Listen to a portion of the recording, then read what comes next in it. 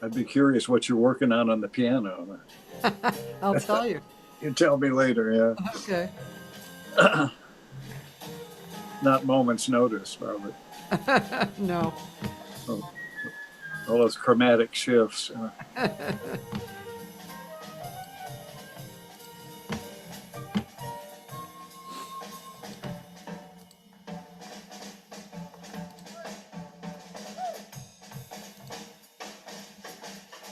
don't know who that drummer is. I'll show you in a minute.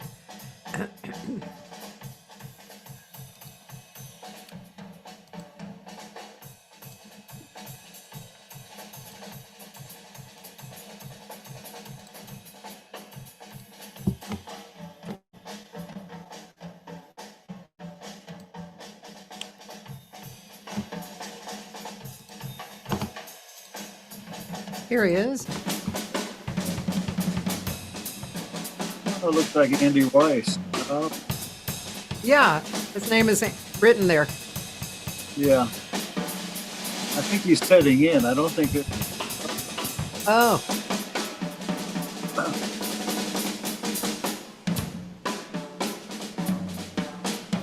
Very good drummer. He's played with a lot of great people. Sounds good. Whoops. Oh, that was, oh, wait.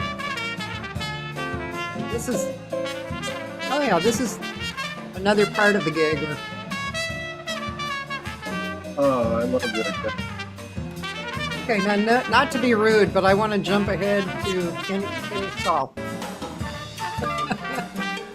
Oh.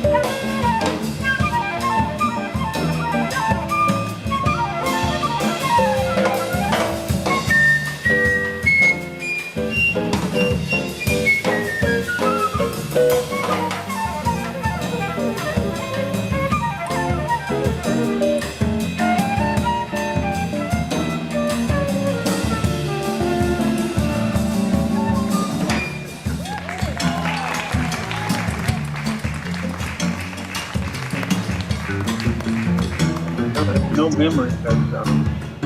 Really?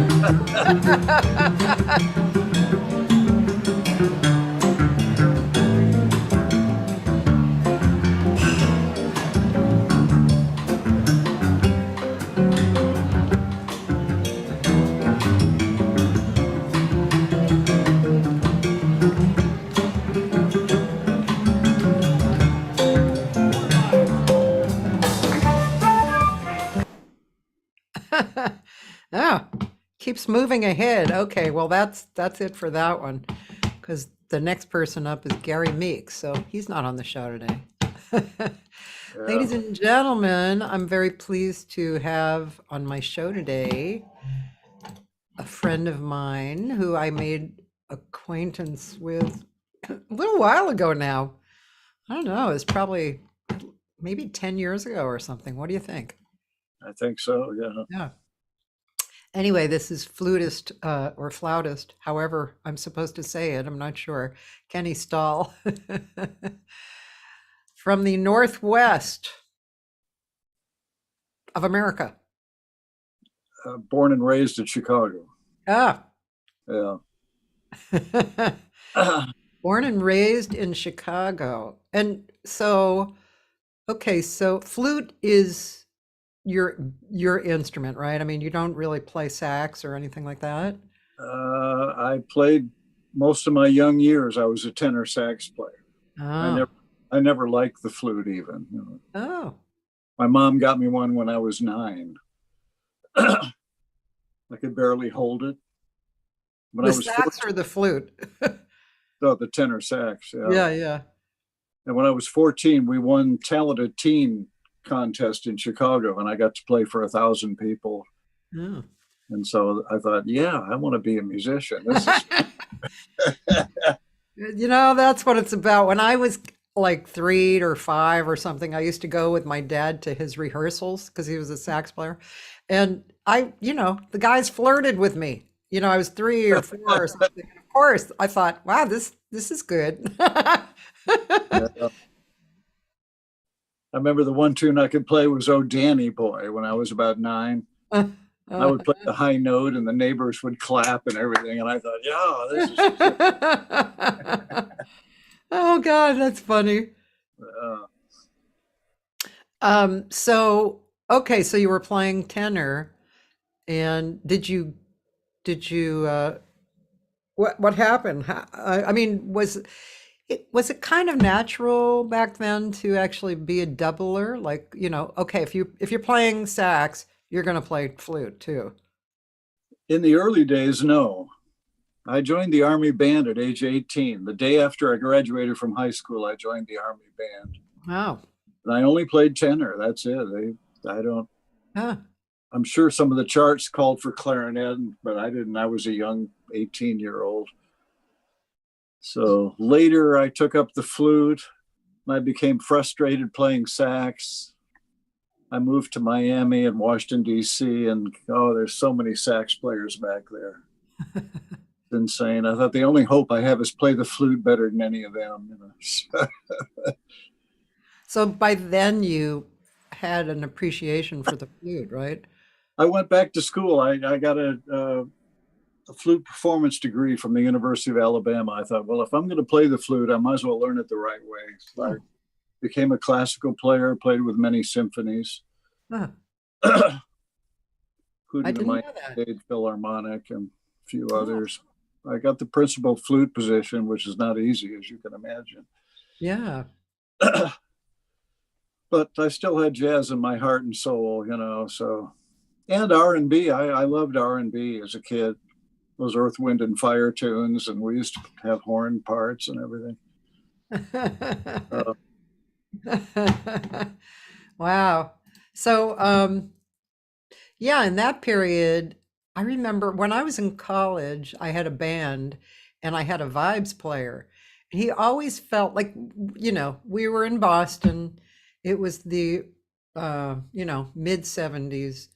And there was a lot of like the Earth, Wind, and Fire, that the funky stuff was happening. Of course, we did jazz too.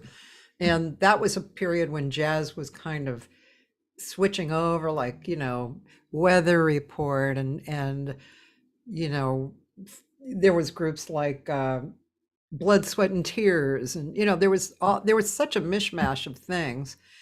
yeah, But he always felt like vibes was just such a weak instrument to play in a band that played everything, funky stuff too. I liked it, and it was unique. We had vibes and guitar and bass and drums, but um, but flute must have been a little hard, I think, to play in everything. yeah. Even after I became a flute major, I still doubled on saxophone. I was a very good sax player, and I got most of my work was playing sax. And it's funny because I had a method I use when I played with fairly famous people like Stevie Wonder and stuff. I would get the He's job as a a little sax. more than fairly famous, by the way. He's kind of And famous. whenever I would get a sax solo, I would grab my flute. Oh, I did that with countless people, Lee Greenwood, and I don't even know who, but oh. and if they smiled and said, "Oh yeah, they liked it," then I would continue to do it. And pretty soon, by the end of the gig, I'm all flute basically. So, That was brave of you. yeah, but in order to get the job, I got the Lee Greenwood job as a keyboard player. And then Oh, I had the flute on the keyboards. Back in the 80s, I was sort of a keyboard player, they called it. I had yeah. a harp string ensemble and a clavinet and a Rhodes, and your job was to provide all these sounds on the keyboard. Yeah. Whenever I had a solo, I'd grab the flute. So That's wild. Yeah. yeah, that seemed to work for me because I got the job anyway. Right. So how long was that period of time, would you say, like getting gigs like that, where you're sideman and you're playing keyboards and that kind of stuff? Is that like 15 years or something or more or 80s, it's hard to say, probably about that. Yeah. what's one of your like most favorite memories in that period or something that comes back to you? Yeah, that's a good question. The University of Alabama was the premier music department in the South in the old days. And Oh, a lot of people would come there looking for horns for a tour. oh yeah. That's how the Stevie Wonder thing. He came and he said, "I want some horn players for the Southern tour." Oh. And there was a couple. It wasn't glamorous. I had to share a hotel room, which is not pretty. That's definitely not glamorous. But it was good. And I actually did the same tour with Chuck Berry, of all things. Now, he Ah. didn't any flute playing. I played sax. That's it. So I gave Yeah, up trying to play flute with him. I would imagine. Yeah. What was something you didn't enjoy about being on the road? Well, of course, the hotel thing, and I don't like it. Yeah, I don't know. Yeah. It's just Would you say the music was always pretty good? generally, yeah. Yeah. Yeah, I did that circuit with so many different bands, I don't even remember half of them. Yeah. But it was pretty lucrative and it helped me earn a living. And I was a flute major, a classical flute major all this time. So I was Uh-huh. going to school. I also became one of the Muscle Shoals horns because Muscle Shoals recording was very close to the University of Alabama. Oh. I got huge recording opportunities at there.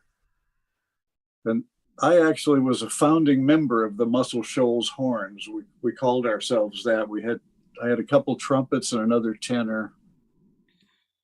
And sometimes my favorite band was two tenors, but most soul bands, they wanted trumpets, loud and all that.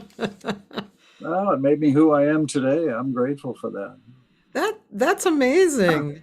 Uh, yeah. I mean, that all by itself would be a huge memory, a huge group of memories, to be uh, the creator or in the band, the Muscle Shoals horn section. Gosh, and that must have been well. Yeah, I mean, I realize that when you're in the moment, you're just having fun. You're working. It's great. It's fun. And then when you look back, you go, "Shit, man! Wow, I was in that." Yeah, Yeah. it was great fun. Muscle Shoals, yeah. Countless hits have been recorded there, as you know. So Who all the was in one. the rhythm section in that? Do you recall? No, I don't. I graduated in 1970 and moved to Miami, so it was probably in the late 60s Yeah. there. So there was a lot of recording going on there then, I think. But Where was that? Was that in Alabama? That wasn't in Alabama, was it? yeah, Or Muscle Shoals, Alabama. Yeah, oh, I see. big recording studio that I think Aretha, didn't she go there and do I a think couple so. CDs? I didn't think I played with her, but a lot of relatively famous people went down there because of the recording, the sound of the rhythm section and everything. And why did you move to Florida? Uh, Seemed like a hot spot right then. Hmm. University of Miami was happening. There was a guy called Ira Sullivan. You ever heard of him? He Absolutely. was like, Yeah. He was like the king there, right? yeah, exactly. That was it. And the bass player was Jaco Pastorius. Another slouch. Every Sunday night, we used to play the Rancher Lounge on 122nd Street. Oh man. Boy, it was just something, man. So, Was Joe I, DiOrio there too then? yeah, Joe DiOrio was there.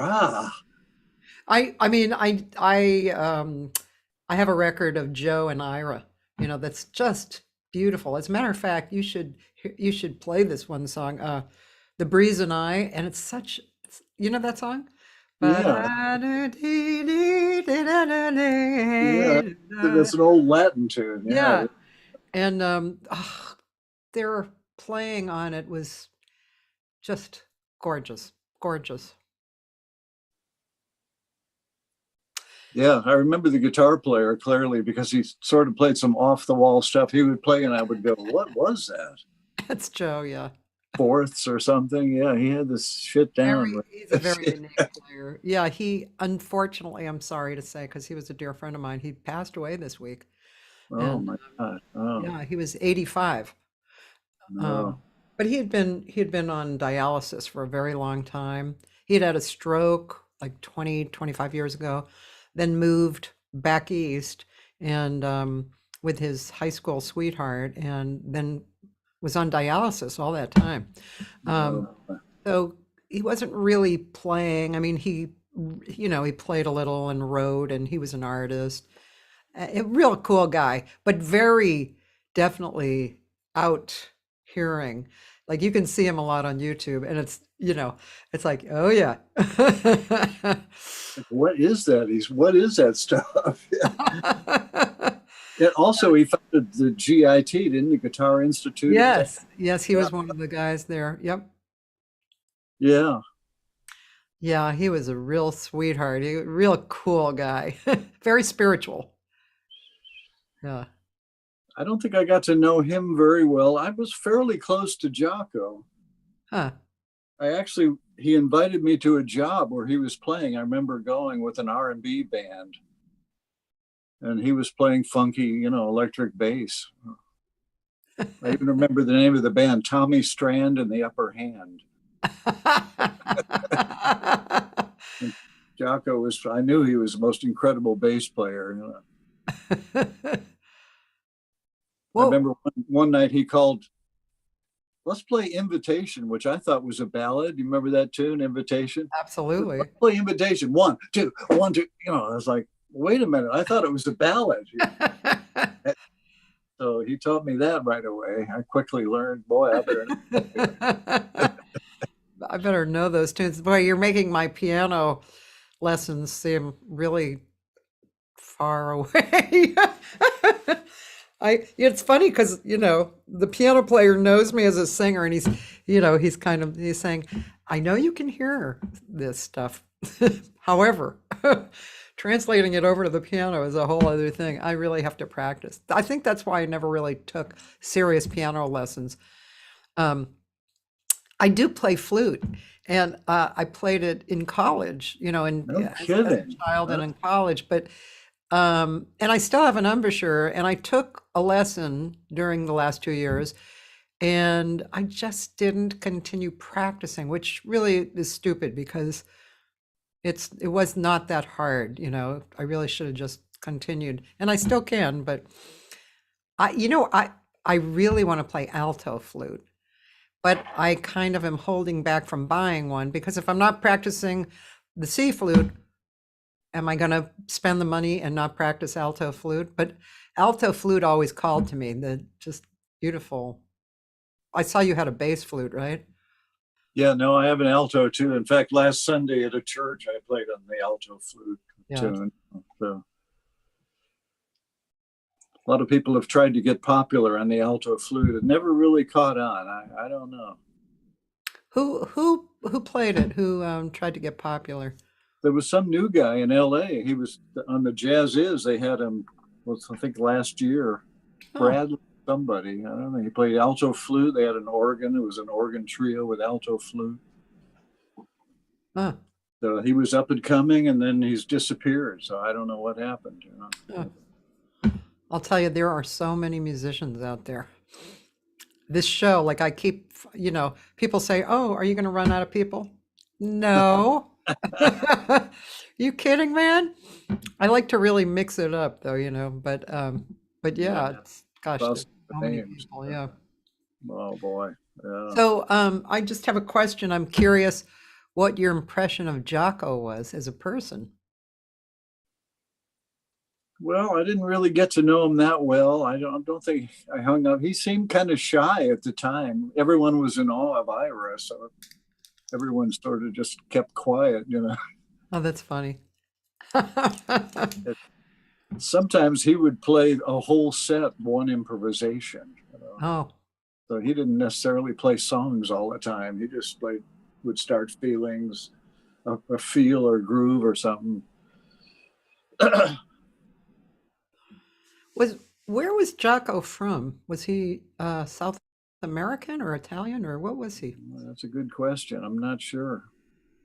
I think like, South Florida or somewhere down there. Yeah. So it's at the time, I know you have a love affair with Latin music. Was that when you got into Latin music? That might be a little bit before that. When I moved out here, there were a lot of Latin bands up in San Jose, and I used to play with them. In fact, my pianist on most of my CDs, Murray Lowe, do you know him? His name is familiar. He's like the #1 Latin jazz guy up there. He was the best man at our wedding. Oh. So he taught me a lot about Latin jazz. Yeah, that was wonderful. He played with Pete Escovedo for years. What is something that stands out that's different about Latin jazz that one would really have to know to be more authentic? Yeah, that's a tough one, especially as a flute player, because the tradition of flute playing in Latin music is a lot of high notes and sort of spectacular type, virtuosic high note stuff. And I like the low notes. So I don't like to play those high, although I did learn all the fingerings for the notes above high C. You can go up to an F sharp above high C. Yeah. So I can do those. Yeah. I had a boyfriend who was he was a woodwind player, but he always used to play so piercing on the flute. And I would ask him why he was doing that. And he said, certain ethnic groups can handle that, better than white people. And I was like, no, that's exactly right. In fact, they almost expect the flute player to do that. This high thing. I always wondered how singers like you, we sing high notes, saxophone players play high notes. It's really emotional. The flute player plays a high note and everyone goes, oh, why is that? I've been trying to put air into the high note so it's not quite so piercing. Yeah, I think that's probably more it than anything. Yeah. There is a singer who comes to mind, Lisa, Dan, what's Lisa's last name? She's like a premier singer. Gosh, my brain is really shutting down. She was on 20 Feet to Stardom. She sang background for the Stones. She's an amazing singer. She's kind of like, I think she's like a modern day Aretha. She's really amazing. Anyway, she has this huge range and it's beautiful. Totally, she can do anything with it that she wants. And when she goes high, like up high, it's Fisher. Thank you, Roland. Lisa Fisher. Oh yeah. Yeah. But she's incredible. What an instrument. I mean, be so nice to have an instrument like that. But she goes high and she can get different qualities. She can get edgy, kind of Rolling Stones edgy. She can get kind of operatic. She can get warm sounding. It's really amazing. Yeah. No, I love that. Yeah. Your high notes are pleasing to me. Thank you. Thank you so much. You know, being a voice teacher and coming from flute, I have seen over the years how technique is very similar to the flute. The embouchure, you know, is very similar to the vocal cords aperture, you know, here, and and of course the air, you know. So that's obviously any wind instrument, which the voice is partly, you know, is the same, which I just find fascinating, you know. Yeah, me too. Yeah, boy. Speaking of that, let's go and hear a little bit of you. I'm gonna go on share my screen and let's see. We heard this one, and here's another one. So this is I might jump around. This is Kenny was part of a tribute to Smith Dobson, and Smith Dobson was a great piano player, um, husband of Gail Dobson, father of Smith Dobson, and what's his daughter's name? She's a really good jazz singer. Oh, I've Sasha. forgotten. Sasha. Oh, Sasha. Yeah. Yeah, very good. She lives in New York, I think, She's and still there. Yeah. I think so. She's really good. So is Gail. Gail's a great singer. She lives in San Francisco. And anyway, Smith died coming home from a gig. He fell asleep at the wheel, but he was quite the mentor to a lot of people, right? Absolutely. Yeah. Yeah. I hadn't heard that he fell asleep. Oh, interesting.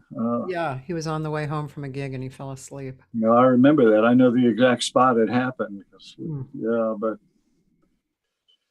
he was just the sweetest guy. And I remember a song they wrote for Sasha called Sasha Basha, Bassa. Yeah, yeah, Yeah, it's a cool right. I bossa remember nova. that. Yeah. So this was 2015, I guess, which wasn't all that long ago. And at Kumbwa Jazz in Santa Cruz, a really nice club, beautiful club, and very well known there. So here we go.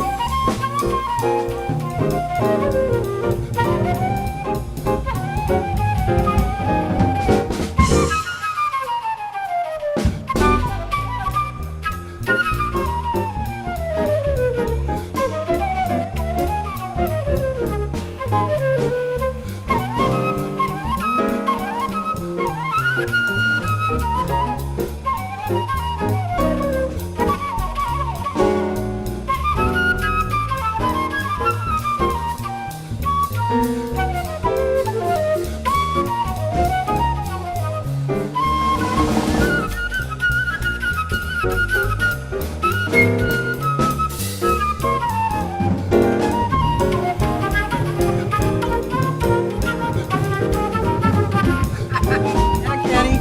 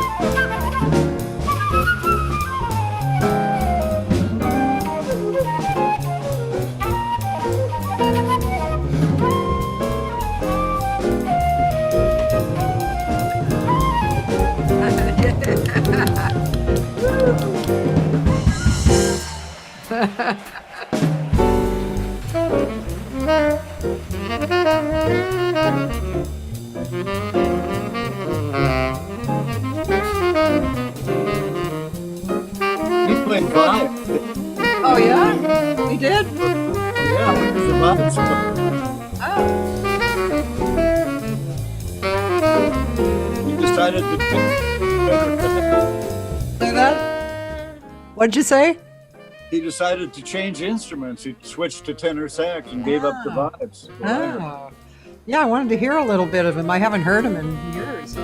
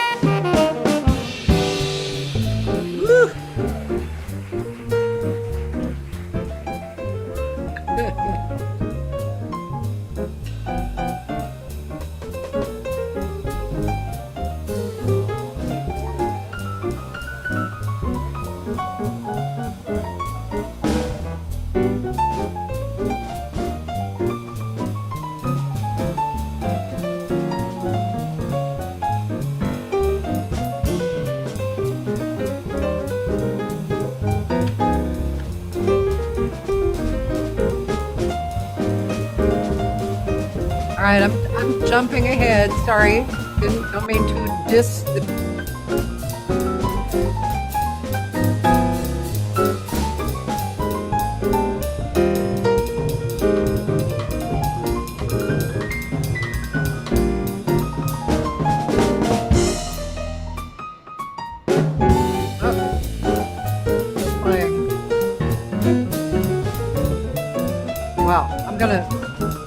Yeah, that's enough.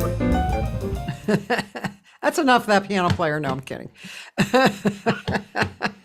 That bass player is one of the incredible bass players. Dan Robbins. Oh man. Oh, you know who I'm going to interview too is Peter Barchet. Oh yeah, yeah, yeah. He's up in your neighborhood, right? I'm not sure. I think so. Well, you're in San Francisco proper, or? Well, we're near Monterey. Oh, right, of course. I Yeah, forgot that. Hmm.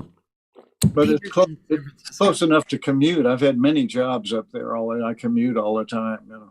Do you play with Martin Man? Oh yeah, sure. But He's isn't that Gail's brother? Yeah, right. Yeah, Gail. I totally Yeah, forgot about that. Yes. I teach his son Aaron. He's a young man and he's interesting guy. He moved to LA to become totally up to himself to become a male model. And he definitely has this very long, angular, handsome look. And he became a model. And really. he also has been a singer and, songwriter. And so he's a lovely guy too. But hi Toby, Mark Balling. Hi everybody. Um, Toby Simmons says nice to meet you. And I have some of your credits up here. Before that, I want to ask you if you dug Sam Most. Absolutely. I love that guy. Yeah, Beautiful player, right? absolutely. Yeah. Now When his sound is not a classical sound. I don't think he was a classically trained guy, I don't think so either. but it just proves you don't have to have that. You know? So, As a matter of fact, his sax playing was such bad technique as far as the embouchure. he he used so much air. It was a unique sound and he liked it fine. He also sang like that too. you know. yeah, I remember that, this airy voice. Yeah. But his flute playing, since my dad was a sax player, I guess he listened to Sam, and also his brother Abe was a clarinetist. Yeah. Abe So Most. Yeah. yeah, but then when I came to LA, I was working as a waitress at Dante's, the jazz club, and Sam was playing there, and I just was like, "Oh my God, Sam Most, the father of jazz flute!" Yeah. And I keep saying this. I have to write this down for myself. Sam Most book, because I have a book that he wrote of licks, and practice stuff, and it's I think I really have that book. I think I have it I like somewhere. that book. It's very Yeah. user friendly. What I liked about him was his tonguing. He could tongue and articulate each note and add a little percussion to it, Yeah. which I found intriguing. Guitar players with picks would do that. Sometimes they would push each note. It can be overdone. It sounds staccato, talk, talk. But Yeah. if you add just enough to percussive, which he did with his tongue, it really adds more emotion to the notes, I think. Yeah, I remember that actually. That was exciting. Yeah, it had a big influence. And I said, I want to tongue each note carefully like that. Yeah. I There was know. also a guitar player. I can't remember his name now, but anyway, go ahead. Yeah. Yeah, I was just going to say it's a little unusual for other wind instruments like trombone, but Bob McChesney um, is a really great player who uses a tonguing technique that's kind of well known amongst trombone players. The double tonguing and maybe Yeah. tonguing even. He Yeah. said he practices it every day, he said. Yeah. The tongue, Yeah. the tongue is a muscle. If you don't use it, it'll deteriorate and slow down. So. I think it's the strongest muscle in the body, actually. That's what I've been told in voice Uh, lessons, because we need to use it, but we also need to get it out of the way for the throat, you know. yeah. So yeah, it's interesting. Oh, hi, Shauna. Shauna Carlson is here.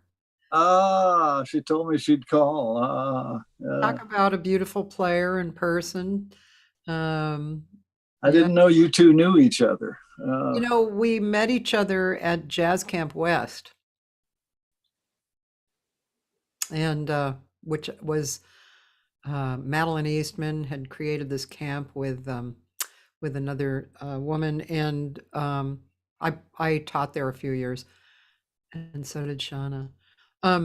She said she loved the time that you guys had together in the quartet quintet. Shauna, Yeah. is that on YouTube? Can I bring that up somewhere or Spotify or something? Let me know because I'd love to hear that. I don't Um, I don't know of any videos. maybe a recording. Not sure. I don't know. Actually, now this is a good segue to go into this. My friend always helps me out by sharing credits. Now, these credits may not be all accurate, but it looks like it's all fluting things. Flute. What's the proper word? Flute or flout? Flout is just an Italian carryover. Oh, okay. Flouted. So flute player, flutist, either way. It doesn't matter. So all these people, Billy Jones, this He, is, he, he's a drummer who just moved here from Philadelphia. He's one of the top Philadelphia drummers, and he moved here.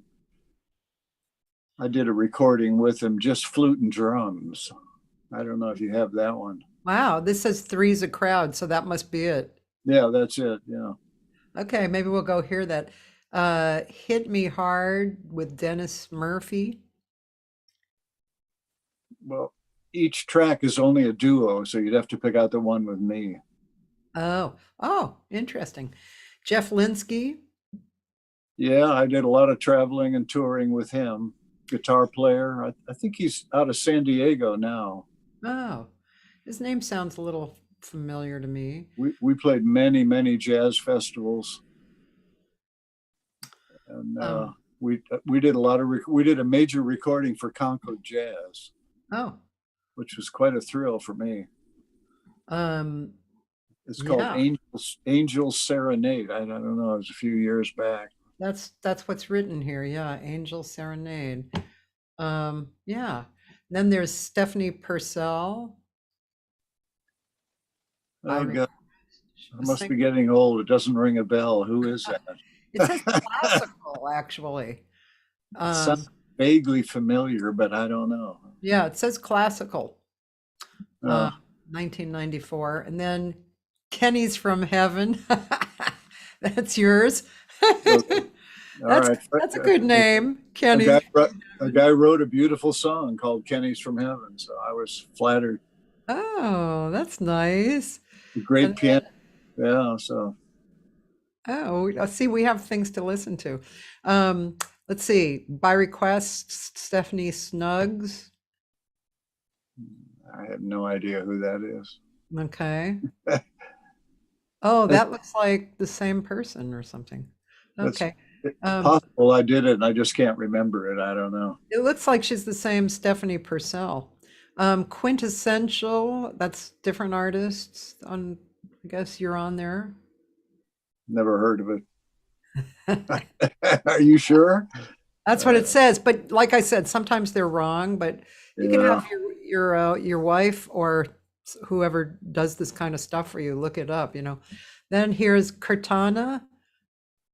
Oh, yeah. She's kind of a folk type singer. Yeah. Uh-huh. And then Ron Kaplan, who I know too, the singer. Yeah. I did one recording for him. Yeah, dedicated, it says. And then, oh, what is this? I don't know if this is you. I just Spain. had I just had a memory of Ron Kaplan. There was another flute player. I don't want to mention names. Martin Mann. Really? He played flute. Did you know that? No, I didn't.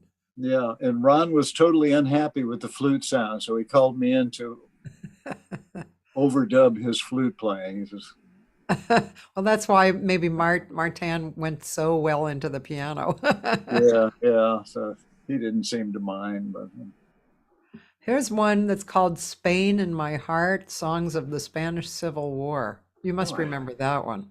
vaguely, where in the world do you get these? I don't know. It says 2003, so that's a while Oh, ago. yeah, no And wonder. then Holiday at the Beach. Yeah, I think it's a smooth jazz type thing. Sandy Shore or somebody. Yeah. Very interesting. So if I go to, let's see, if I go to maybe Spotify, I don't know. Let's see if you're on Spotify. Let's see if it comes up. Kenny Stahl. Kenny I really don't. Stahl. You're there. You're here. Let's see what's here. Well, Three's a Crowd is here. Okay. So, oh, okay. So a bunch of different people. This is interesting. So this is you on Just Above the Clouds. Got a very good review from Downbeat magazine, if I remember. Beautiful.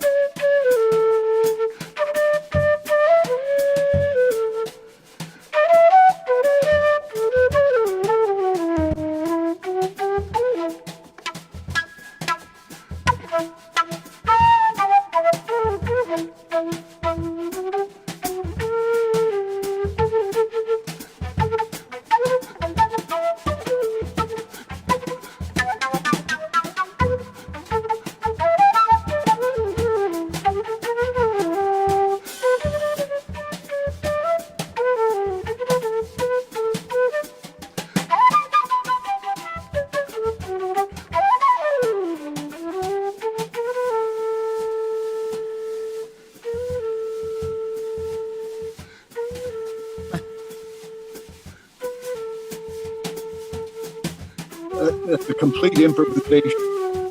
Absolutely no planning. Went in the studio, nothing. No idea what's going to happen. Really nice. Beautiful. That's what he wanted. I don't want any rehearsal. I don't want anything.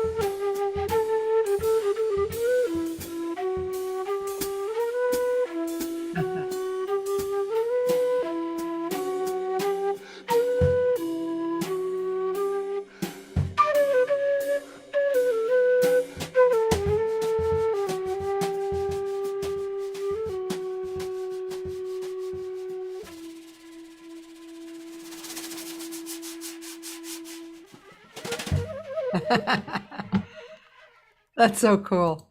I You wondered can how we'd get out of it. that that ba, ba, ba, ba, ba, ba, that really, I don't know if you did that on purpose or not, but that reminded me of, was it a Miles thing, Sketches of Spain or something? Not sure. Yeah, I think because I've been practicing this little piano exercise. It's called a drone. In the left hand, you put C and G. You're in the key of C, and you're just doing stuff in your right hand. And I found that a lot of songs have been coming to my mind while I'm fooling around. And so I keep noticing, and that was from one of my favorite listening experiences, and I'm pretty sure it is Sketches of Spain. Just that little ba, ba, da, da, da, da. Really, that was really nice. I love improvisation. Yeah, me too. It's great. Yeah. He had a whole list of instructions. He said, "I want you to play like a little child. Don't play something you've rehearsed over and over. Just with an attitude like a child." So we went in there and just, all right, just play like a little child. That's cool. I like that more and more, you know, doing that, rather than sticking to the same songs. Although, I don't know, I find as a singer, there are times when I really want to just sing the really basic melody of the song, with the lyrics, and it's really pretty. But I do like to change. I like to change a lot, more and more. I just had a thought on that. I was auditioning for the principal flute of the Miami-Dade Philharmonic. I think I told you. Yeah. I had all this flute repertoire. You have to memorize all the Mozart stuff. I had to play a long cadenza in the Mozart. Wow. And so I spent, 6 months at least practicing the material. And I got to the audition, and the guy listened to all the flute stuff. He says, "Play something you haven't worked on. Just make something up, right? Just anything." So I said, "Oh, well, I can do this." So I launched into a cadenza, and I got the job. Even though my classical flute playing was probably below par. Interesting. But yeah, he liked the fact that I could just improv something without, play something you haven't worked on. Huh. All Wow. that flute repertoire, you work on every passage for countless hours, Yeah. kind of refreshing. Yeah, I would say so. Yeah. There's so much to there's so much to practice that is fun and will make you better. And how do you I don't know if you practice these days, but if you don't, or if you do, or when you were, what did you work on? I mean, after, of course, the growing part, after you're going to school and learning classical. So in your, later years, what do you practice now? By the way, I'm also working on my piano playing, just like you, and I'm pretty Yeah. terrible piano player. Just like me. Yeah, but I don't know what to practice on the piano to try to get better. But Well, try that droning thing first. It's enjoyable.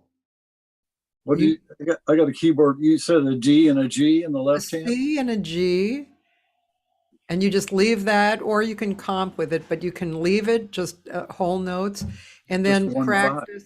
Yeah, and Yeah, then just practice in the key of C, just different things, and it actually brings you more affection for it or something. yeah. Interesting. Yeah. Yeah.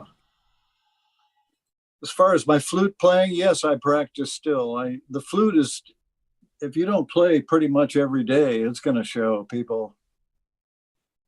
So it's just to keep a tone. I have a couple of churches that I play at, and I like to have a good sound. So I practice, try to do 2 or 3 hours a day minimum. Oh, and what do you practice? Do you practice That's a good embouchure question. stuff, or Yeah, Scales. generally, I try to learn jazz tunes that I don't know. Uh-huh.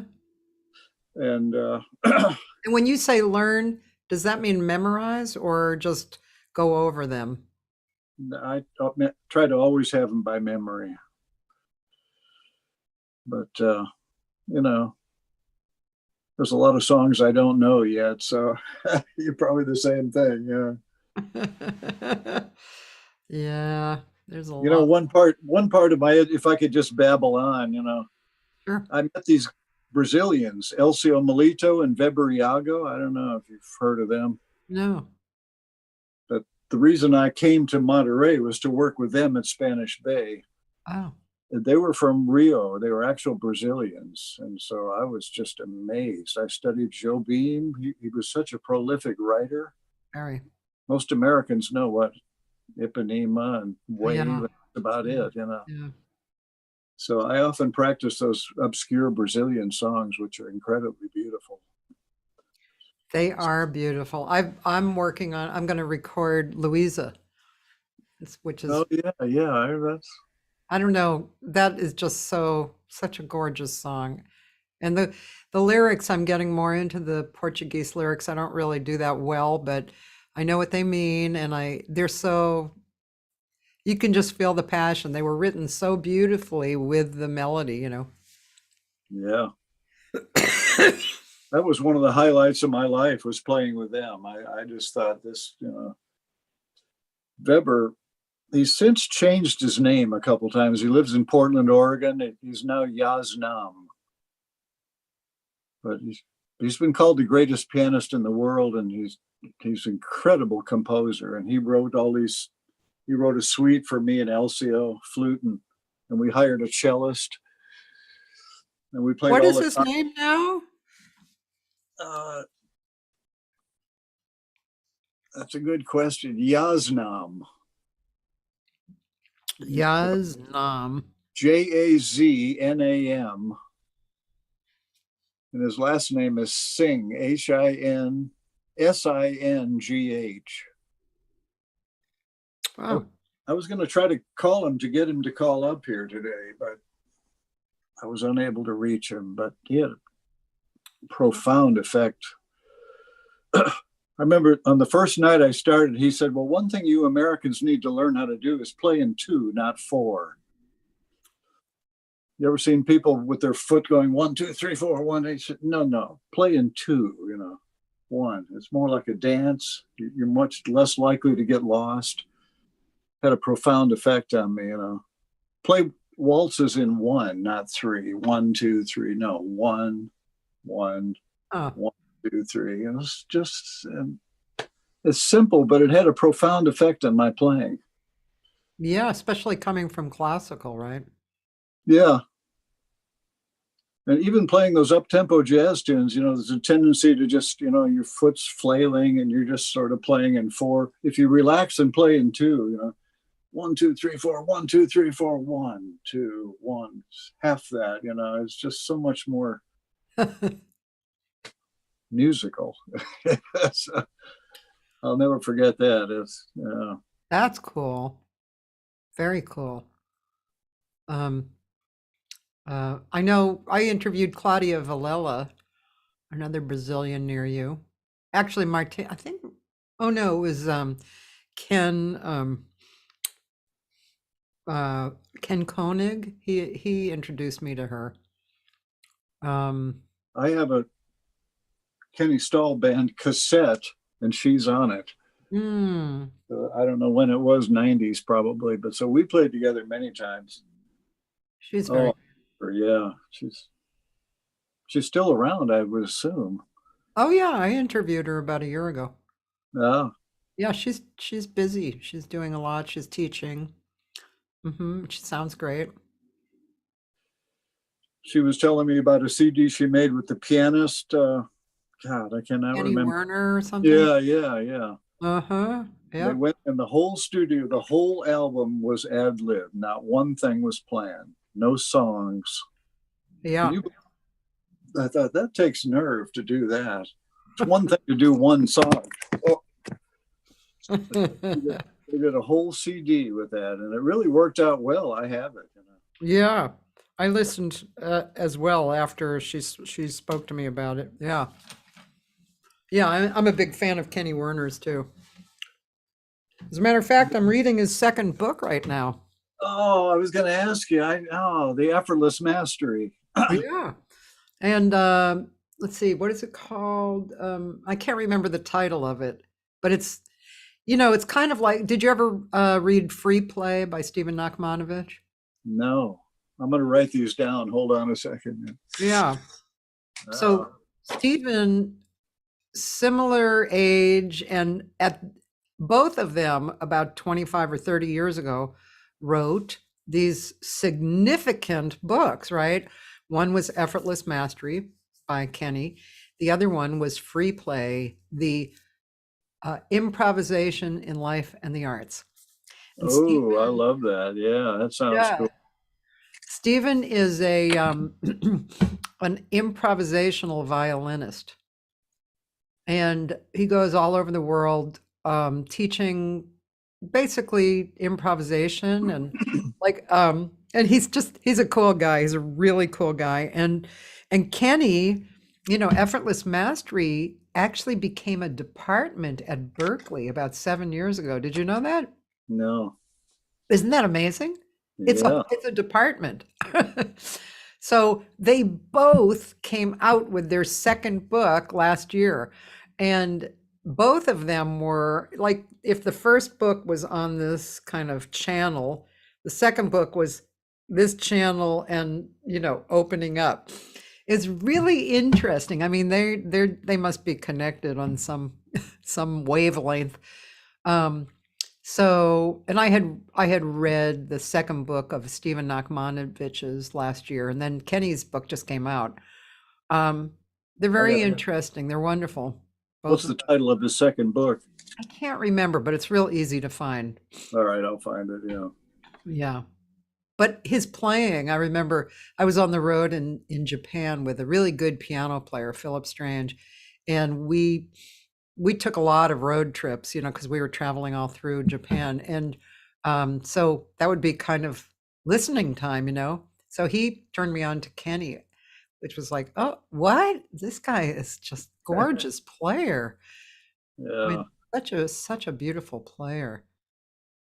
And it's, it's always great to hear kind of your mentors say things like, enjoy what you're playing, don't beat yourself up over something that's coming out, Yeah. Interesting. I remember giving it to Smith. I gave him a copy and he read it and he said he's suspiciously quiet on how to get the mastery. He doesn't actually give you specific things to do to get mastery. That's what he said. I don't know. I can believe that. I think, and in the second book, he actually talks about the fact that when he was born, he could play, and he never worked hard at it, like work, and know and scope out what you have to practice. He could play. And but what he said was the ideals and the actions that involved that he could never bring over into his personal life. So that whole thing was, I think, really probably what maybe even the first book was about, but definitely what the second book is about, So, but I can see how Smith might have said that, because I don't think he did really. Roland would like to know your opinion of Charles Lloyd on flute. I love the guy. It's funny, on our wedding night, Charles Lloyd bought a home down in Big Sur. Yeah. And on our wedding night, Dick Whittington gave it to us. So we went into his Charles Lloyd's home in Big Sur, and we got to spend a couple nights there. It was wonderful. Wow. In his collection, I found one of my CDs, so I was thrilled. Oh wow, that's talk about appreciation, man. Yeah. I mean, he's a non-classically oriented flute player. When his tone, probably some of the snooty flute players back east would say, "Oh well, he doesn't have that classical sound," but that he has a great feel. He loves the alto flute, by the way. Yeah, so yeah, I really respect him a lot. Yeah. Yeah. Did you ever do takedowns as part of your personal study? What do you mean? Like listening to somebody like Charles Lloyd and writing down or learning their solos. Obviously, that would be a long time ago, but not too much. You mean transcribing solos? yeah. Not too much, no. I remember when Charlie Bird and Stan Getz first came out with that was it One Note Samba or something, Jazz Samba, that big record. I learned every note on there. I could play every note of Stan Getz, but I didn't write it down. I just played it by memory. Yeah.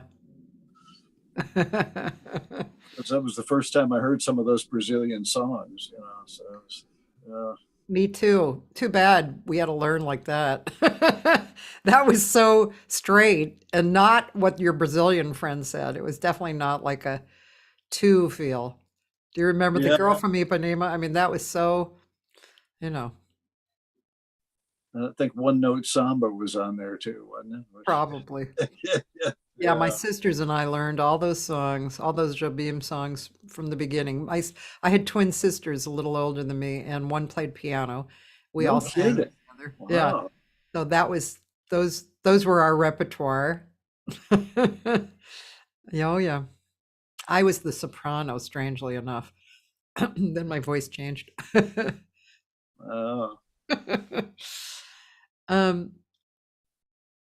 Let's see.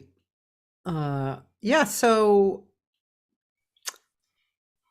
these days, as we said, obviously it's just a strange period of time.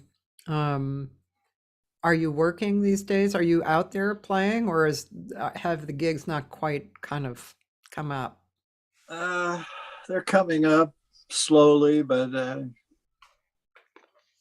we had one recently which really moved me. It's St. Ignatius Church up in San Francisco. And I just got a guitar player and we just played, but it was such a thrill to play in that church. Beautiful. There is a video of it. I'm going to watch it. But I'm not sure how to get it to you. I think I have it. It's Bob Burnett, right? Yeah, that's him, yeah. Of course, actually, I don't think this was at the church because of the background, because the background looks more like a club, unless, no. We recently did a local TV show. So maybe that's it, I'm going to look at that. I'm going to look for that again, but maybe Kenny Stahl. Only three of my original songs we did, that's all. Saint Ignatia? Yeah. I'm not sure how to spell that, but. Well, ST period Ignatius, IGNA something. Yeah, I would think that it would come up, Ignatius, but the one that the one that I have up ready to play is there, but I don't have it from the church. Yeah, I remember somebody else had trouble. Yeah, I'll send it to you later. Oh, wait a minute. Saint Ignatius. Okay, now, but this was recent, right? Probably about a year ago now. Now, I'm not sure if this is possibly, let me show you, because this could be it, because it was from 9 months ago. I don't know, this was Easter, actually, so it was probably not Easter, right? They're calling it Virtual Virtuosos. That's the name of the program. Try looking up under that, maybe. Virtuosos. Virtuosos. Yeah. Virtuosos. Whatever. Aha, there you are. Really? Yes. Let's have a listen. Let's see. It was April 29th last year. Yeah. Willis, and was a regular.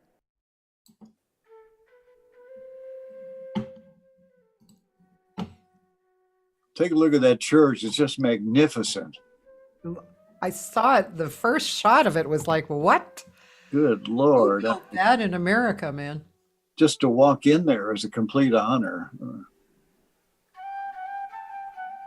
Can you hear it, Kenny? Yeah, a little bit. Yeah. It's kind of soft, but I can't bring it up anymore.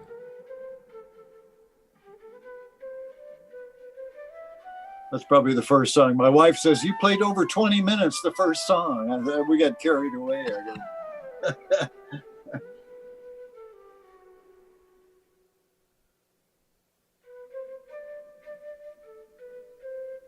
You must have loved just the sound and the resonance in there. Oh, beautiful. Yeah.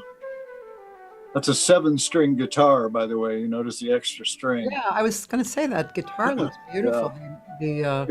Really full sound, that low string. Yeah. He happens to look like a famous guitar player from down here named Pat Kelly. Oh, yeah. I know Pat Kelly. Yeah. They even wear the same hat. He played in some Hubert Law's albums, I think, Pat Kelly. Probably, yeah. I don't know if everybody can hear this. Tell me if you guys can hear this.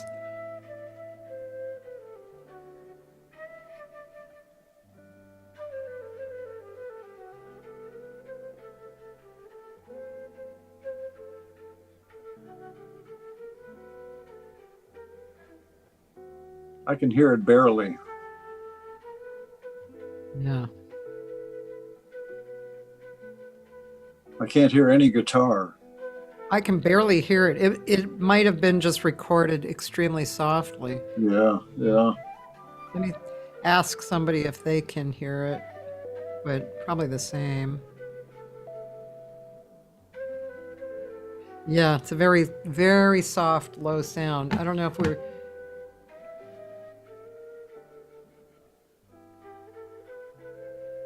You know, I think the TV one might be a little better. Let's see. Yeah. This one. Yeah. That's something else. Yeah. Is that a club or well, it was posted on 2020. This was right after the pandemic hit, the benefit for local restaurants. Oh, okay.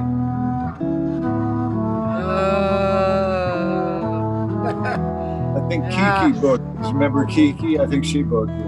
Absolutely. I had her on the show too. That's what I thought. Yeah.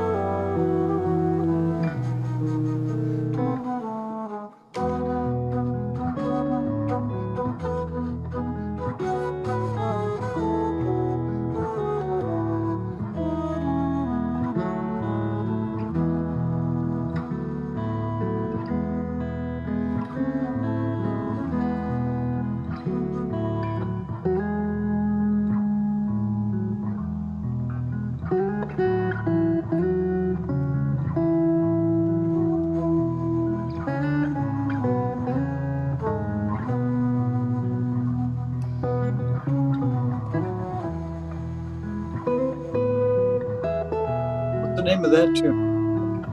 That is Norwegian Wood. No, but we just played another song. You mean before at the church? No, no.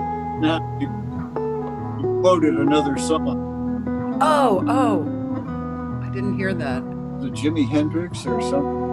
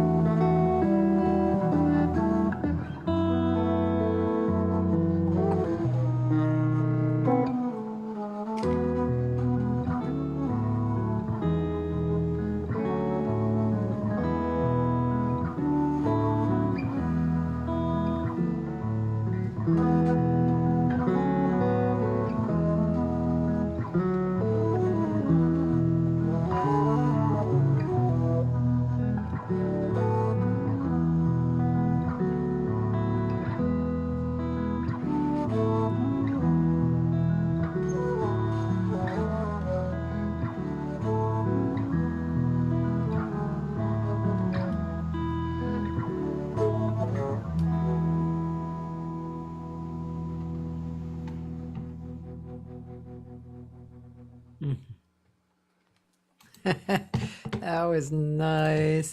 Just makes me want to sing. Which is good. It's a good sign. Yeah, that was really beautiful. Lovely. Yeah. Did you Too hear bad- that harmony? The harmony? That harmony? That's Yeah. some bizarre harmony on that song, but it seems to work. So. Well, it seemed like the harmony was lower, right? Yeah, but like the melodies on the fifth, so that I go up a third. Oh. And then the last time I went up to I started on the ninth. Oh. So you get the nice 3-part harmony there. Oh.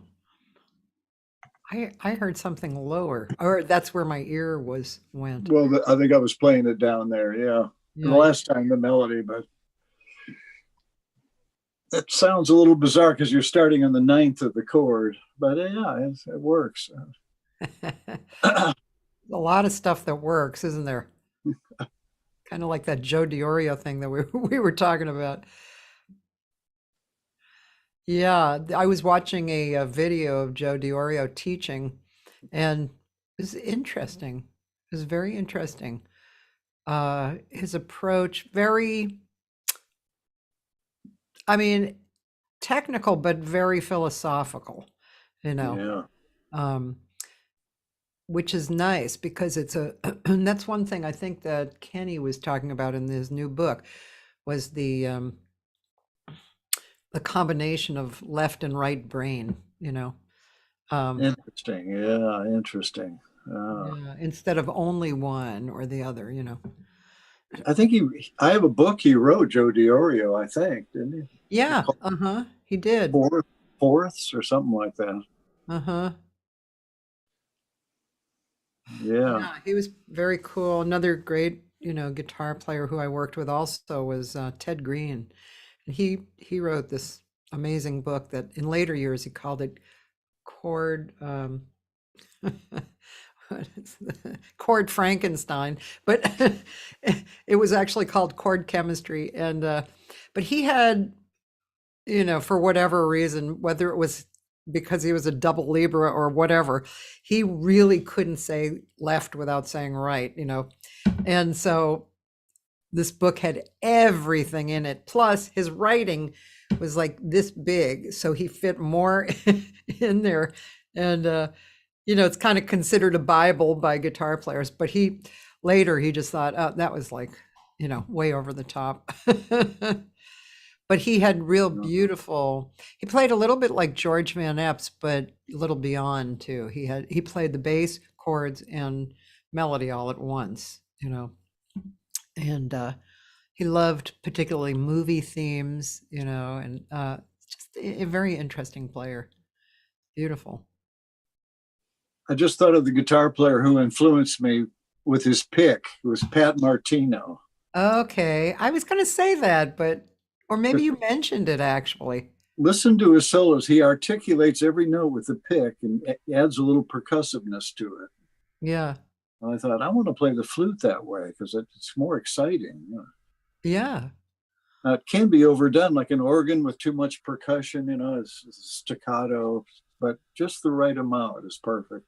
Yeah. Roland is asking if that's an ebony mouthpiece. That is an African blackwood mouthpiece. I don't know. Can you see it here? Yeah. It's made out of African blackwood. I'm just looking for a different sound. Also feels better on my skin, the wood than the metal, I think. It's warmer. And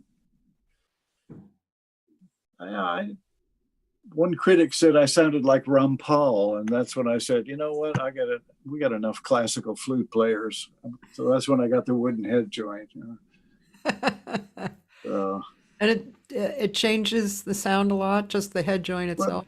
Somewhat, some people say, well, I don't notice any difference, but I think it's airier and the high notes are less piercing. Yeah. And it just helps me. I'm trying to get the sound I want. So it's me coming too. along. Damn it. Me too. I'm working hard on my voice, man. I wish I could change the mouthpiece. Yeah, I guess you're stuck with what you got. Yeah, definitely. You'll figure it out. Or I won't. I either will or I won't. It's funny because sometimes I listen to myself, from years ago, and I think I sounded really good. The tone and the production of the sound was really good.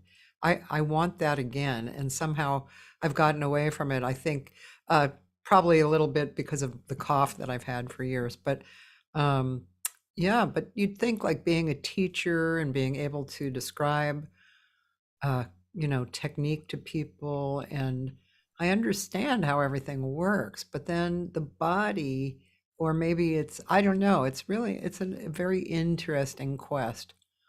Yeah, really. You teach? I have currently, no, I have no students. Sometimes teaching flute is not the most fun thing, so a lot of my students were teenage girls they have their minds on other things. I understand. Yeah. Yeah. Would you teach classical or jazz or both? Whatever. Yeah, both. Yeah. Yeah. If I had found some jazz students who are really interested in learning jazz, I would love to have that. Yeah. So. Yeah. Yeah. Roland loves the mouthpiece. Hey, Roland. And Joyce says it sounds like a shakuhachi. Yeah, a little bit. Yeah, really. Yeah. And Roland also wants to know, was that mouthpiece made for you, or was it like over the counter, basically? Pretty much over the counter. The guy in Boston, Chris A. Bell, and he makes all kinds of wooden head joints, and that's what they call them, wooden head joints. So there's Nestor Torres, famous flute player in Miami. He has a wooden one. Yeah, I interviewed him too. No kidding. Yeah. I forget who introduced me. I think it was Corey Allen, I think, introduced me to him. Corey Allen, the piano player, and he lives over there and teaches. I think probably if I have, my flute, you're going to laugh at this.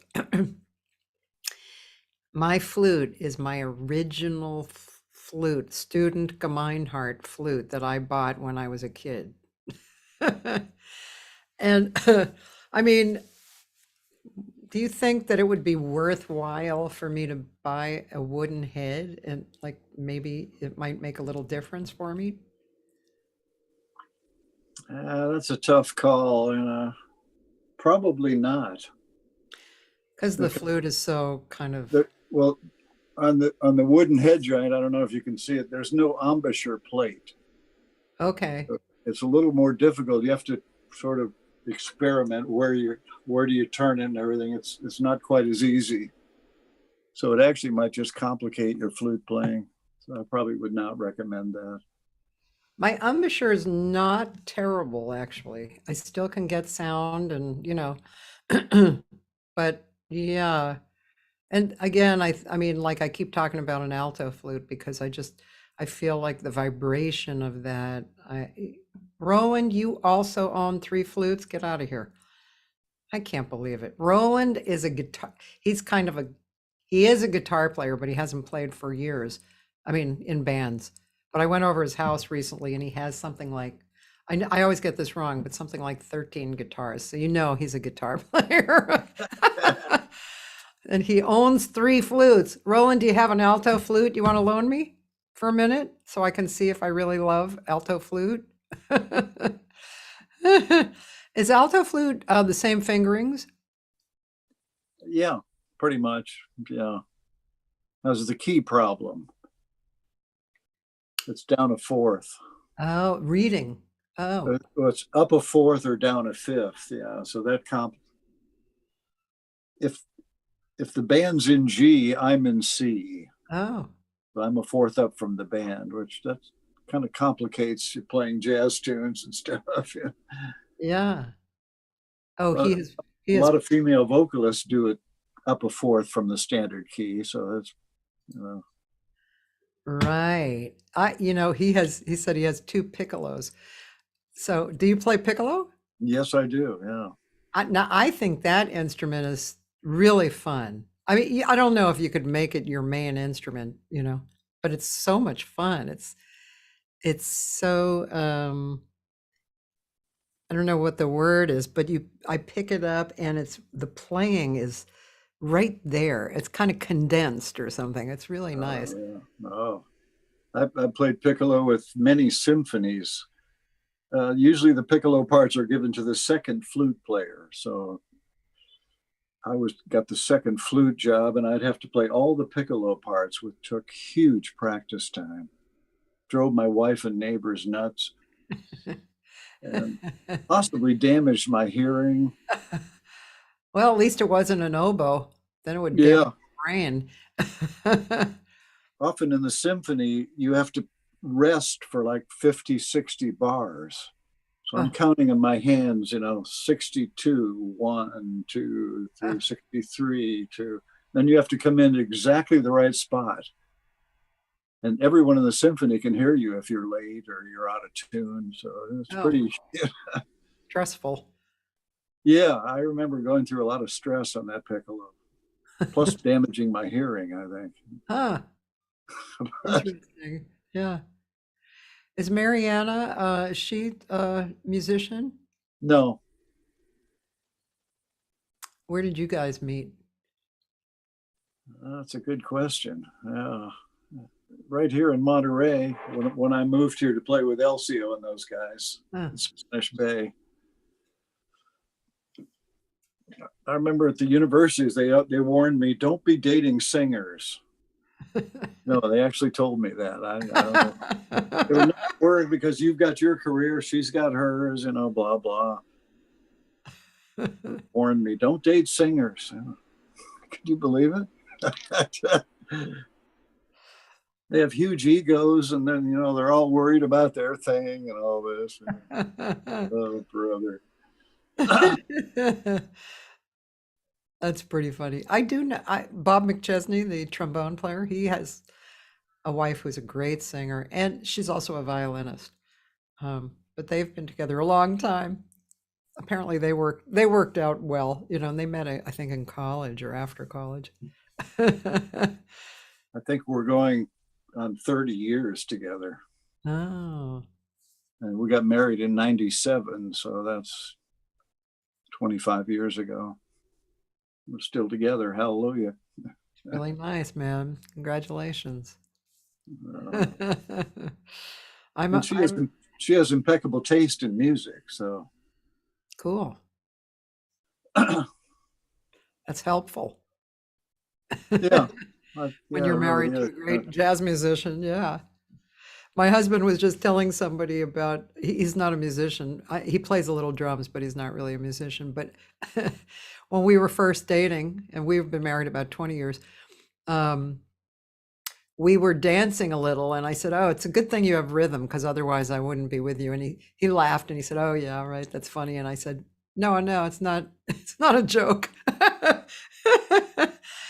That would be the last straw. Okay, you're not a musician. That's not a big deal, whatever. But no rhythm. Yeah, I don't think so. I couldn't spend the rest of my life with you. What if you have rhythm, but you can't dance? That's okay. I spent my entire life on the stage. I even played my high school prom. I had to play in the band. I have never once taken a girl to a dance or anything. I know a lot of musicians just like me. We have a good time, but we just don't dance. Dancing, yeah. I'm willing to try it. What'd you say? I'm willing to try it, but I look pretty stupid.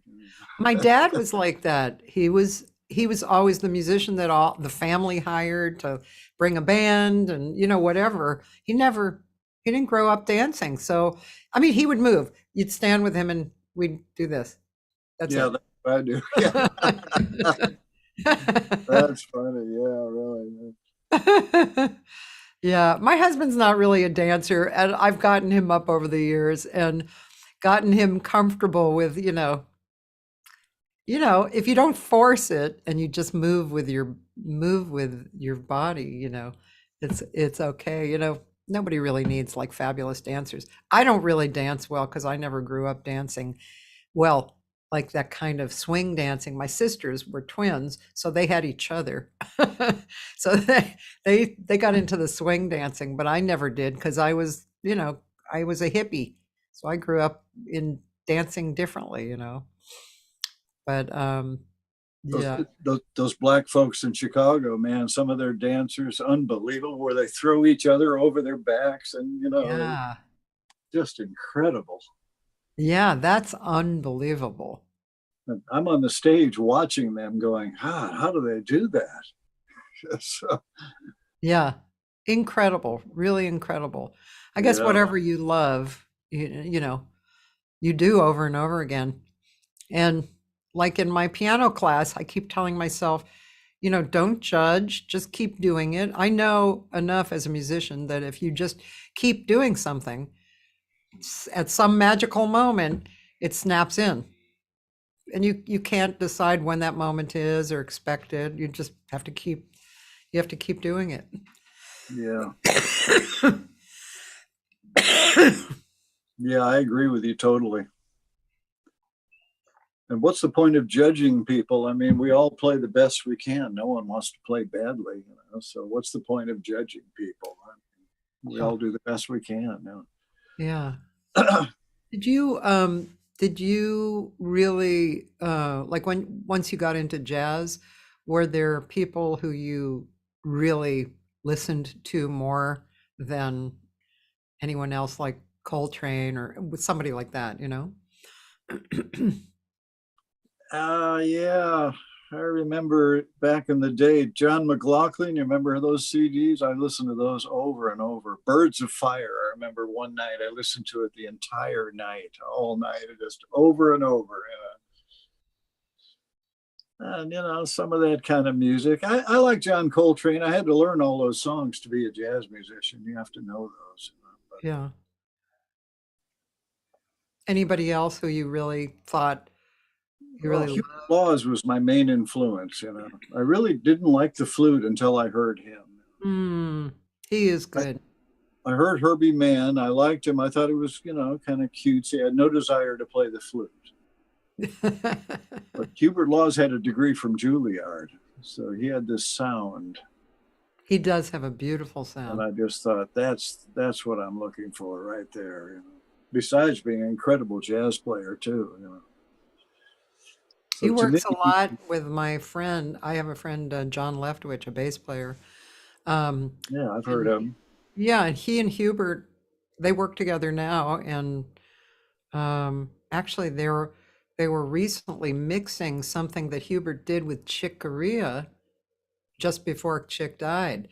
And so John has a studio as well. So they were mixing actually this project that should be coming out this year or next year. I'll check it out. Yeah, but Hubert, yeah, Herbie, man, it's funny because my husband has a large collection of records, and he'll pick up records for me, because his collection is more rock and blues. And actually, Roland, we got some records from Roland, but there was a Herbie Mann record. And at first I was like, I never really was a big Herbie Mann fan because cutesy, you said cutesy, it's the style of music. But this particular record was like jazz rock. It was like totally funky, and everybody was, maybe they were high or something. I don't know, but they were, it was like jamming and stuff. Oh, he was a definite innovator, and Yeah. I really appreciate that. You know, I just still didn't want to keep the record. I'm not really, Hubert Laws, I probably, would listen to again and I like. listened to Herbie Mann the other night with somebody. Phil Woods and him made a CD, and I thought he did very well. He sounded good. He was a good player, right? Oh yeah, Yeah. I remember he hired a avant-garde sort of guitar player, Sonny Chirac. You ever heard Yeah, I of him? know that name. Yeah. And they made a CD, and it's like this free R&B. You know, it's like a hippie band. You know, that gets out there. You know, but that was way ahead of its time. I mean, it was really cool. I thought. Huh. Anybody else come to mind, even if they weren't a flute player? Well, You listened to a lot? tenor sax players, of course. There's one guy, Chris Potter, who I love right now. It's a complete genius. I have all his records. Oh, really? Do you know him? Yeah. Well, I know Yeah. of him. Yeah, he's really good. Yeah. I like that style of music a lot. I listen a lot to that style. He does a lot of odd times, which I have trouble with. 11 and 14 he plays in and all this. I don't know. One of my favorites is Joe Lovano, actually, to listen Yeah. to. And I've listened to him for years. I like Paul Motian records. I probably was where I first heard him, and I think he's kind of a genius. Oh, When yeah. I hear him Absolutely. play now, he's like, wow. I think he may have been in Miami back in the old days. I'm not sure. He was definitely in New York. Yeah. Um, I don't know about Miami. I can't remember if because But I interviewed him a little bit too. He and his wife, Judy Silvano, is a singer who sings oh, yeah, I know. Yeah. standards and also free music. And they were together in New York when they were younger. So I don't know if he went to Florida. Yeah, I love that music. I'm trying to think of other people. I don't know. Right now I'm drawing a blank. Do you listen to music these days? Oh. Oh, you know what? You pushed a button. No, You're I got still my battery is low. Let me plug this in. Oh, okay, cool. You're still here with me. Did that do it? Yeah. 10%. Okay. Uh-huh. Who says you don't know technology, man? There we go. Yeah. Let's see, Roland. He says,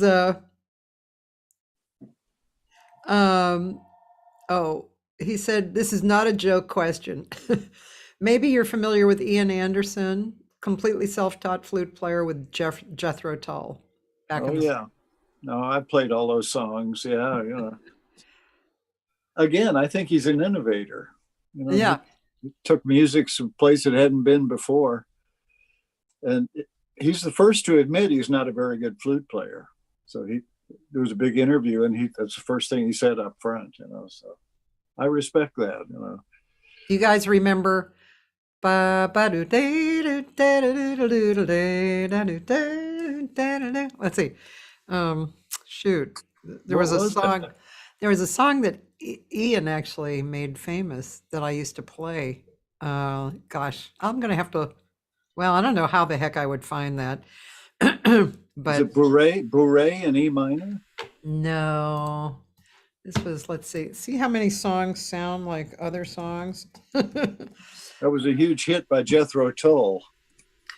Yeah, now what was his huge hit? So if I go on Jethro Tull's website and discography, and oh my God, Jethro Tull, but that's Jethro Tull. That's not Ian Anderson. But I guess, I mean, it was, oh, and he was Scottish.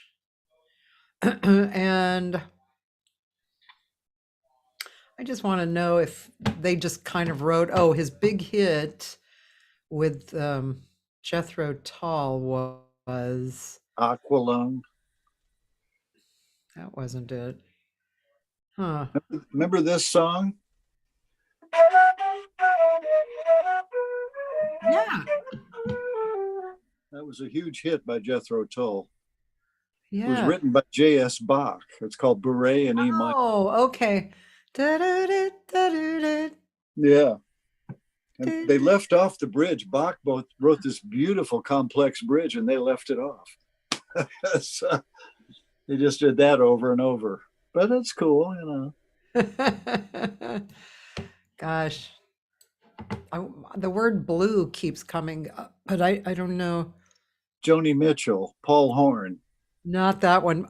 No, Paul Horn and Paul Winter I've been following lately. Paul Winter's doing a lot. I wondered what happened to him. Yeah, I used to listen to. Yeah. He's very active, actually. If you go to his website, you'll see a lot of stuff that he's doing right now. It's really nice. And I don't know did Paul Horn pass away? Yeah. Yeah. We were pretty good friends, actually, and we played together a lot. I have recordings of us, but I think they're just somebody had a machine going or something. But he had a big influence on me too. Yeah, I remember those CDs he made, like Live at the Taj Mahal. And he would go in often with the alto flute and just improvise with the acoustics of the massive building. It was, I definitely listened to that because I went to Berkeley for flute. So that was the period of time, either when he was doing that or maybe he had done it earlier. But yeah, that was, and also wasn't he the one who played with like the animals of the planet, whales and yeah, that's right. Yeah. the key of the whale or something. That was really beautiful.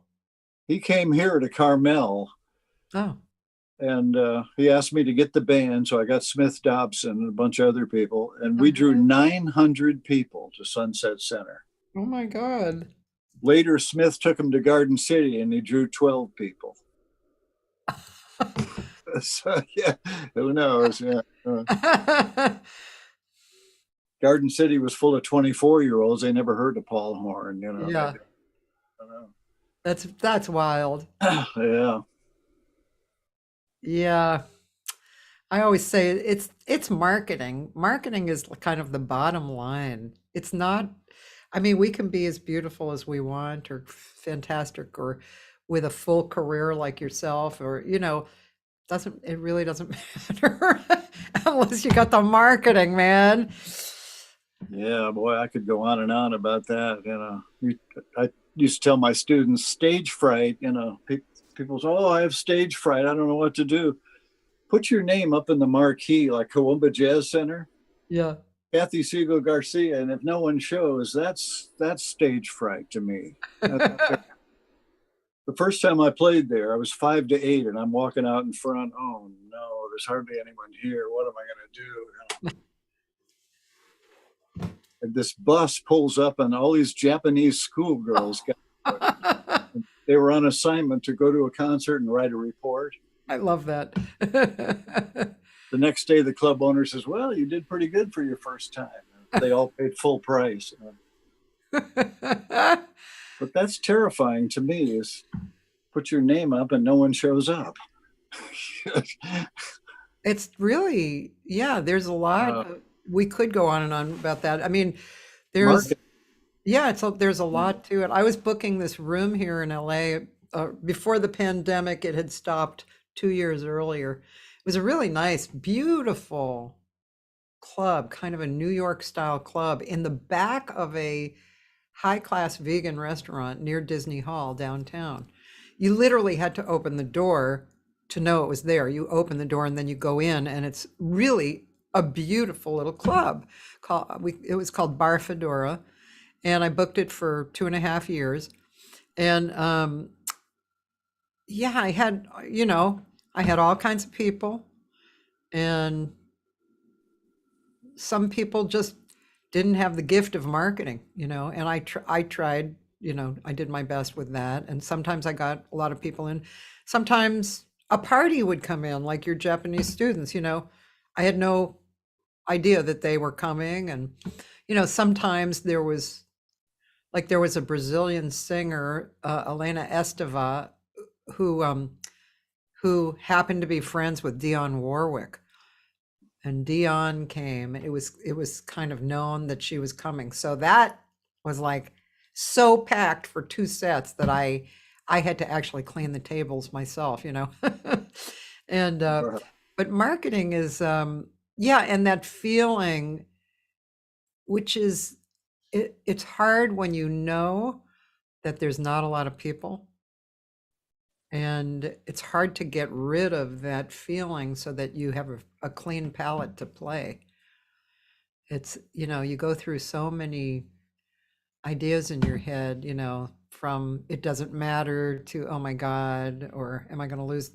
Is he going to just let me go tonight? Or can I get to the magic? Or gosh, on and on. Yeah, I was trying to book myself at Yoshi's, up in the city. Yeah. And the guy warned me, said, "I'll give you a booking, but I won't speak to you ever again. If you don't draw people in here, don't come in here." Apparently he had some famous flute player who drew 12 people. So he said, the name of the game is you got to draw. I don't care how good you are. If you don't draw anyone, it doesn't mean anything. So I hired someone to help my website and draw up flyers, and I've got a mailing list now, email mailing list. So I'm working on it. Yeah, I mean, yeah, I think if we do what we can, what's interesting to us to do, and like you said, hire somebody, I'm not good at building a website. I did it for Bar Fedora, but it was, but when I hired a real person to do my own, that to me made a difference. It just made it more professional and nice. There you go. Yeah. Yeah. I tried working on my own car once, and then I realized what a waste. I'm hurting my fingers. I could spend my time making money so I can hire an expert. Exactly. I also hire a young man to do my social media for Instagram. I'm pretty good on Facebook, but Instagram, it's just not important to me daily.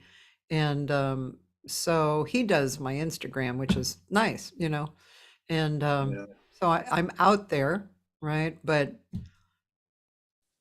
And am I super famous because of it? I don't think so. I'm famous in my own crowds. People always ask me, are you famous? I'm famous amongst those people who know me. Oh, that's good. Yeah. Roland said if you play anywhere here in Southern California, he will bring as many friends as he can. Okay. I've played down there quite a few times. We played at the NAM show, NAMN. Remember that one? With Sure. Jeff. Yeah, that was So yeah, You played there with Jeff Linski? yeah. Oh. You ever heard of him? No, in fact, I'm gonna go listen. Let's see if I can find something with him. Um, Kenny Stahl and Jeff Linski. Let's see. You know, when Joe Pass died, he got all Joe Pass's jobs at universities. He had all these concerts booked, and Jeff got to fill in for him. So it was quite a thrill. Oh, That was a couple of years ago. I don't know what he's doing lately. yeah. Well, I mean, just because you brought him up, well, let's play. I don't think this is, with you, but it'd be nice to just hear a little bit of him. Let's see. Although it's called Ukulele Friend. Mm.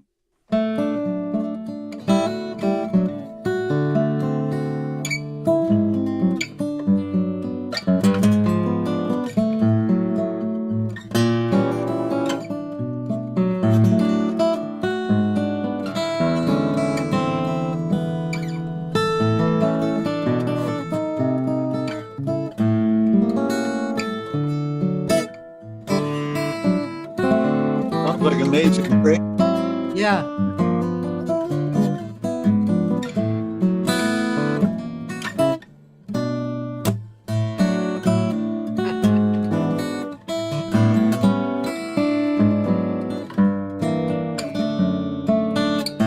Yeah. You know what else? I just have to share this with you. Okay, so this was Pat Metheny and Joe DiOrio at Musicians Institute, but I don't know if I can find a good spot, but you can really hear who's playing what, when one's soloing, Let's see if I can find a good spot.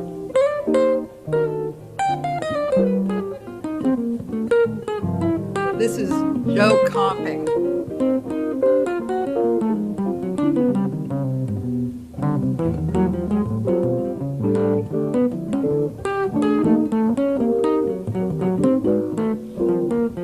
I forget what song this is. I'm gonna move it on. Let's see. Here's Joe soloing.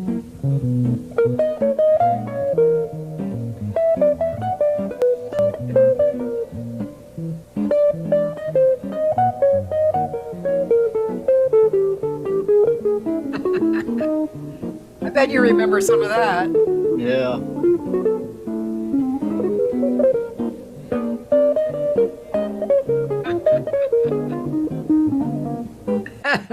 Yeah, anyway, I just wanted to share a little bit of that with you.